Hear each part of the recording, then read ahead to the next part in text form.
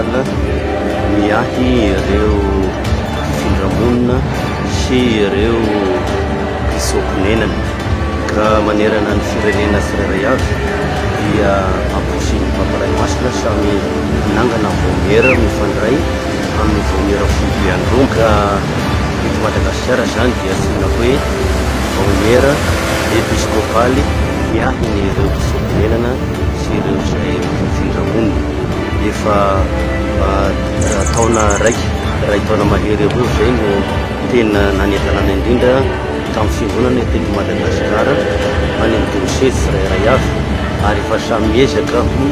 tafita amin'izany ka eto Tamatavy tamin'ity andro resepirenana ity izay atokana ho an'izany satria zava-dehibe izy io ny ezaka ataoko famotarana azy manerana nosy ary ifandraisina indrindra amin'ireo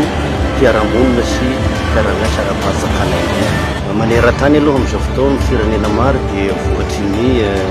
antony maro samihafa ara-politika miana-tsimo miana-varatra miaka-nefana miaka-simo ny olona ka matetika tonga dia maharitra any mamorona asa any mitady izay mahasoany fa amin'ny ankapobeny isika izay mandehandeha eto Madagasikara mitady ireny fivelomana na ravinahitra na toerana fianarana maria samy ireny dia mbola mba afaka voaray tsara aloha amin'ny ankapobeny ary tsy mbola misy zavatra manahirana loatra ny olona napetraka vomiera misahana an'ireo mpifindramonina sy ny olona mivezivezy tantsambo camionneur regny manko dia atsika hoe olona mivezivezy mipetraka ny filibeny izy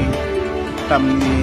7-7-4 teto Toamasina dia vao zao zany izy